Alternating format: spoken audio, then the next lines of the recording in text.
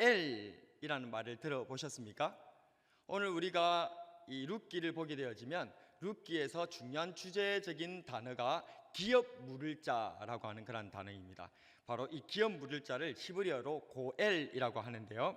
여러분들, 고엘이 어떤 사람이냐면 형제의 빚을 갚아주거나 형제의 토지를 사서 돌려주거나 형제의 죗값을 대신 물어주거나 살해당한 형제의 피해 보수자가 되어주거나 자식 없이 죽은 형제를 위하여서 그 미망인과 같이 결혼해가지고 자식을 낳아서 대를 이어주는, 가업을 이어주는 그러한 일들을 하는 사람을 고엘, 기업 물을 자라고 하나님께서는 정해 주셨다는 것입니다. 그래서 남편을 잃은 나오미와 이방 여인 룻에게 있어서 이 고엘, 기업 물을 자, 자신을 돌보고 책임져 주는 이 기업 물을 자는 바로 현실적으로 구원자, 구세주, 다를 바가 없는 존재, 그게 바로 기업 물을 자 고엘이었다, 그 말입니다. 그러면 이 불쌍하게 가부가 된 나오미와 룻의 기업 물을 자, 이 고엘은 누구였지요? 그 이름이 뭐죠? 보아스. 보아스가 맞습니다만 또 보아스가 아닐 수도 있습니다. 왜냐하면 보아스보다도 더 우선되는 진짜 기업 물을 자가 오늘 성경에 나오기 때문입니다. 그렇다면 이 진짜 기업 물을 자 나오미와 룻, 이 과부가 되어서 쫄딱 망하게 된 정말 도움이 절실한 이 사람들의 진짜 기업 물을 자의 이름은 무엇일까요? 아시나요? 그 이름은 성경에 아무개라고 나옵니다. 오늘 같이 성경 읽어보겠습니다. 룻기 4장 1절인데요 읽어볼까요? 시작. 보아스가 성문으로 올라가서 거기 앉아있더니 마침 보아스가 말하던 기업 물을 자가 지나가는지라. 보아스가 그에게 이르되 아무개여 이리로 와서 앉으라 하니 그가 와서 앉으매. 지금 가부가 되어서 쫄딱 망해버린 이 룻의 기업 물을 자의 이름이 성경에 뭐라고 얘기하고 있다고요? 아무개. 성이 아시고 이름이 무개. 신기하다, 이렇게 생각하면 안 됩니다, 우리 학생들. 이 사람은 성경에서 이름을 기록할 가치가 없기 때문에, 하나님께서 이 사람의 이름을 언급할 필요가 없기 때문에 이 사람을 이름을 아예 삭제해버린 겁니다. 그래서 이름을 표현하지 않고 이 사람이 기업 물을 자임에도 불구하고 뭐라고 표현한다고요? 아무개다라고 한다는 것입니다. 그렇다면 왜 아무개일까요? 아무개라는 사람이 왜 아무개로, 자기의 그 이름이 분명히 있었을 텐데 왜 하나님께서도 그 이름을 지어버리고 성경에도 그 이름이 지어져 버린 아무개로 표현되어 있었던 것일까요? 그것은 이 아무개가 기업 물을 자의 책임을 다하지 않았기 때문에 그렇습니다.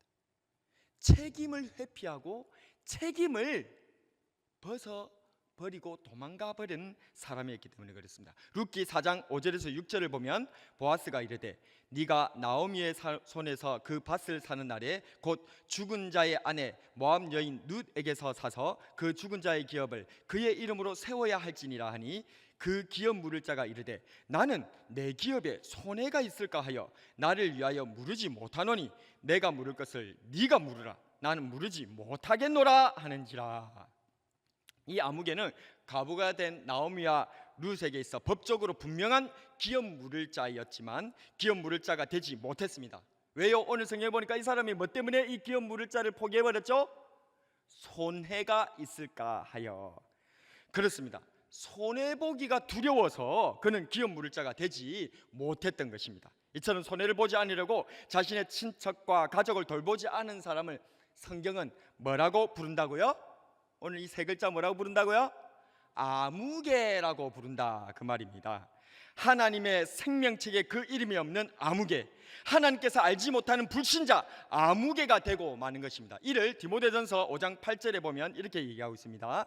누구든지 자기 친족, 특히 자기 가족을 돌보지 아니하면 믿음을 배반한 자요 불신자보다 더 악한 자니라. 자기 가족 친족을 돌보지 않고 어려움 당한 자기 가족조차, 가장 가까운 가족인데 그것조차 돌보지 않으면 그것은 믿음을 배반한 자고 뭐보다 더 악하다고요? 하나님을 안 믿는 불신자보다 더 악한 자다라고 성경은 얘기하고 있다, 그 말입니다. 또한 마태복음 7장 23절에 보면 그때 내가 저희에게 밝히 말하되 내가 너희를 도무지 알지 못하니 불법을 행하는 자들아 내게서 떠나가라. 우리 예수님께서도 이렇게 그런 사람들을 불법을 행하는 자다, 내게서 떠나가라, 나하고는 관계가 없다라고 말씀하셨다는 것입니다. 이처럼 어려움 당한 형제를 돌아보지 않는 아무개를 예수님께서는 마지막 심판 때에 구분할 염소의 무리와 같다라고 말씀하셨습니다. 마태복음 25장 31절 이하에 이렇게 말씀하십니다. 인자가 자기 영광으로 모든 천사와 함께 올 때에 자기 영광의 보좌에 앉으리니 모든 민족을 그 앞에 모으고 각각 구분하기를 목자가 양과 염소를 구분한 것 같이 하여 양은 그 오른편에 염소는 왼편에 두리라. 또 왼편에 있는 자들에게 이르시되 저주를 받은 자들아 나를 떠나 마귀와 그 사자들을 위하여 예비된 영영한 불에 들어가라. 이에 임금이 대답하여 이르시되 내가 진실로 너에게 이르노니 이 지극히 작은 자 하나에게 하지 아니한 것이 곧 내게 하지 아니한 것이니라. 아멘. 이처럼 어려움을 당한 지극히 작은 자 하나에게 하지 않은 것이 곧 누구에게 하지 않은 것이라고요? 예수님에게 하지 않은 것이다. 이렇게 예수님께 의무를 다하지 않은, 예수님의 기업 물을 자가 되어주지 못하는 자가 되어버린다라고, 이것은 엄청난 범죄가 된다라고 하나님께서 아무개로 취급해버리시는, 성경에서 그 이름을 지어버리는 존재가 되어버린다는 사실을 기억하시기를 바랍니다. 그러나 보아스를 보십시오. 그는 원래 기업 물을 자가 아니었습니다. 얼마든지 과부가 된 나오미와 룻을 저버려도 하나님께도 사람에게도 비난받을 사람은 아니었던 것입니다. 그럼에도 불구하고 이 보아스는 기꺼이 이 불쌍한 과부가 된 나오미와 룻을 위해 기업 물을 자가, 한번 따라하겠습니다, 되어 주었습니다. 다시 한번, 되어 주었습니다. 되어 주었던 것입니다. 이에 대해 예수님께서는 뭐라고 말씀하실까요? 성경을 잘 아는 어느 한 율법사가 예수님께 와서 누가 내 이웃입니까? 라고 물었을 때에 예수님께서는 이웃은 내게 도움을 줄 수 있는 사람이 아니라 도리어 내 도움이 필요한 사람이다. 그렇기 때문에 이웃은 무엇이다? 내가 되고 싶은 사람이 이웃이 아니라 내가 정말 저 사람이 나에게 도움을 줄 사람이 내 이웃이 되었으면 좋겠다 이렇게 생각할 것이 아니라 이웃은 뭐다고요? 내가 되어 주는 것이다. 강도 만난 자의, 어려움을 당한 사람의 이웃이 되어주는 것이 중요하다라고 예수님께서 말씀하셨던 것을 믿으시기를 바랍니다. 그렇습니다. 이웃은 되어주는 것입니다. 그리스도인은 기업 물을 자가 되어주어야 하는 줄로 믿습니다.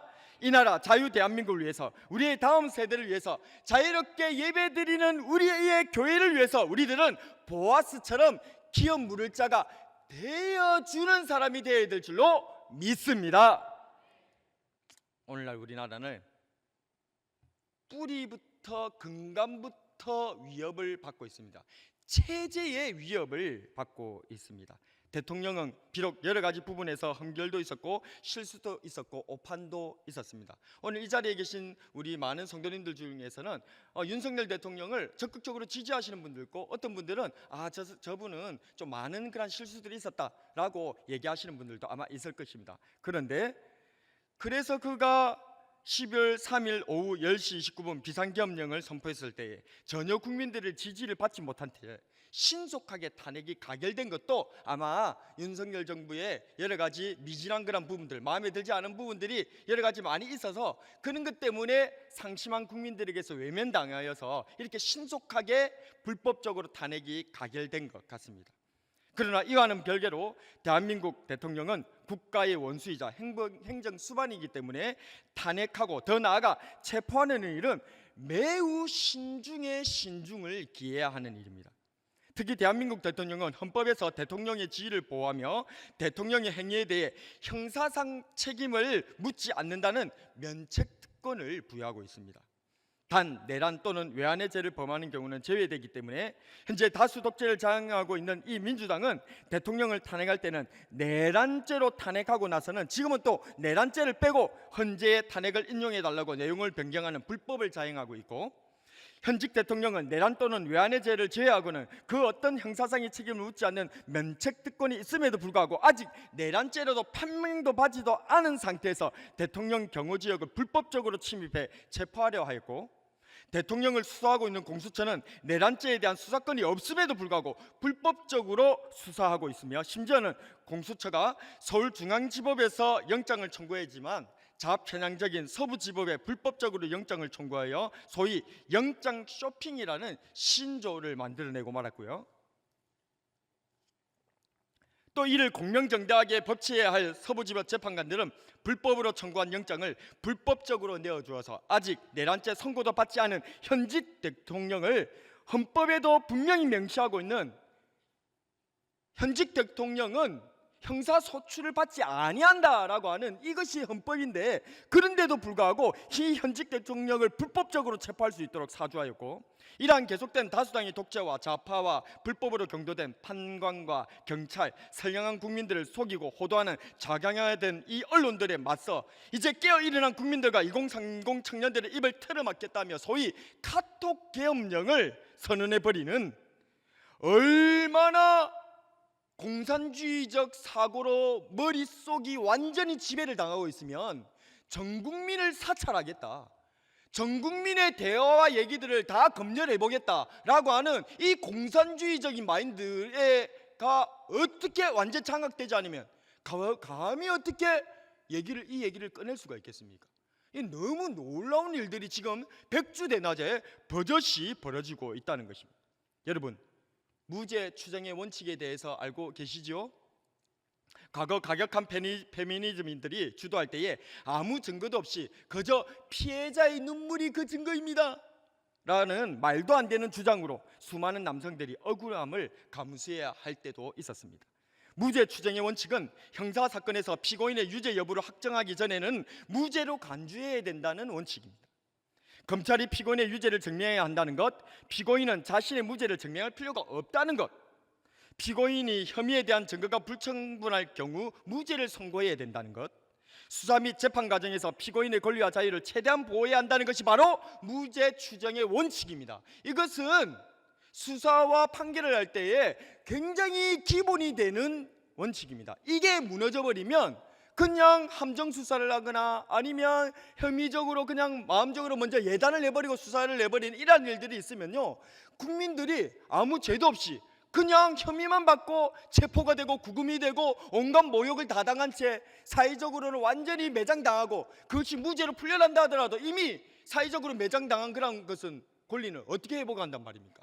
이런 일들이 비일비재하게 일어날 수 있기 때문에 10명의 범죄자를 놓친다 하더라도 한 사람의 억울한 사람을 만들어서는 안 된다는 것이 사법부의 대원칙입니다. 그래서 무죄 추정의 원칙은 굉장히 중요한 것이죠.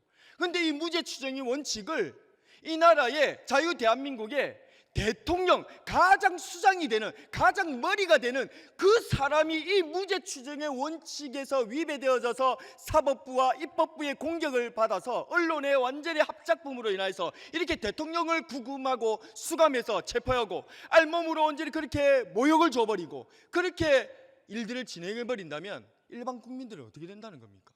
우리는 무슨 힘이 있어서 이런 식으로 독재를 자행한다면 거기에 대응할 수 있는 국민들은 어디 있습니까? 대통령조차도, 현직 대통령조차도 그렇게 무릎 꿇어버리는데 이게 나라입니까? 여기가 자유 대한민국입니까? 자라보고 놀란 것은 소뚜껑 보고 놀란다는 속담같이 우리는 과거 군사중벌 시절 군사 쿠데타와 함께 일어난 비상계엄령을 떠올리고는 이번 비상계엄 사태도 무장폭력 쿠데타라고 놀랐었습니다. 그러나 실상은 실탄도 휴대하지 않은 채 그 누구 한 사람도 다치지 않은 마치 긴급 압수수색영장을 발부받은 검사와 형사들이 범죄 현장을 기습하여서 증거를 수집하는 것과 전혀 다르지 않은 모양새로 비상계엄이 선포되었다는 것 우리는 다 알고 있습니다. 그것이 팩트고 사실이었습니다. 그럼에도 불구하고 단지 비상계엄령을 내렸다는 그 하나만으로 이것은 헌법에 보장된 대통령의 직권이고 권한인데도 불구하고 그냥 과거에 군사정부가 비상계엄령을 내렸었을 때 그것이 불법적이고 그런 모든 나라의 입법과 행정과 사법을 완전히 쥐고 흔들어버리는 그러한 쿠데타였다는 것을 통하여서 지금 행하는 이 비상계엄령도 대통령이 직권으로 할 수 있는 이것조차도 불법이라고, 이것이 내란이라고 선동하여서 대통령을 탄핵시키고 내려앉히려고 하는 이 악한 일들이, 불법이 지금 성행되고 있다는 것입니다. 그런데도 불구하고 다수 독재 민주당은 단지 대통령이 비상겸령을 냈다는 사실 하나로 그것이 헌법으로 보장된 대통령의 권한임에도 불구하고 국민들을 선동하여서 탄핵을 가결하고 말았습니다. 뿐만 아니라 대통령을 탄핵하기 전부터 자신들을 수사하는 검사를 탄핵하고 자신들을 감사하는 감사들을 탄핵하고 공정한 방송을 주관하는 방송위원장을 탄핵하는 등 무려 29번의 탄핵을 통하여서 국정을 마비시켜버렸습니다. 심지어는 지난 국회에서 다수당의 머릿수로 예산안 폭거를 자행했습니다. 국정예비비는 비상상황에 대비해 사용되는 예산인데 더불어민주당은 무려 2조 4천억 원이나 삭감했습니다. 세부적으로는 한번 띄워주시면 예비비로서 검찰 특수활동비, 특정 업무 경비 0원, 대통령실 특수활동비 0원, 감사원 특수활동비, 특정 업무 경비 0원, 경찰 특수활동비, 치안활동비 0원, 용산 어린이 정원과학기술체험관 0원. 영원하다는 그런 말이 아니라 제로다, 그 말이 제로다. 완전히 대통령의 손발을 완전히 다 잘라버렸던 것이죠. 뿐만 아니라 더욱 놀랍고도 너무나도 충격적인 상황은 바로 자유민주주의의 근간이라고 할 수 있는 선거에 심각한 부정이 있을 수 있다는 너무나도 큰 의혹들이 쏟아져 왔었죠. 우리나라의 모든 선거를 관리하는 중앙선거관리위원회 선관위는 이때까지 무려 1200건의 취업 비리가 있었고, 만약 진짜 실제로 있다면 노벨 물리학상은 따고도 남는다는 형상기억 종이가 있다는 해명 홍보 영상을 내보내기도 했습니다. 원래 모든 투표는 투표함에 넣기 전에 반으로 접어서 넣어야만 하는데 실제 투표함에서 접힌 흔적이 없는 투표용지가 무더기로 발견되었던 것입니다. 대법원은 아래와 같이 판결하였습니다. 쭉 보면 3번 오렌지색으로 되어 있는 부분 읽어드릴게요. 접힌 흔적이 없는 투표지로 분류된 투표지를 현미경으로 확인한 결과 그중 일부에서 접힌 흔적을 확인한 반면 접힌 흔적이 없는 것으로 확인된 투표지도 있었다. 그런데 이게 부정선거가 아니라고 부정해버렸습니다. 부정선거를 부정한 것이 대법원입니다.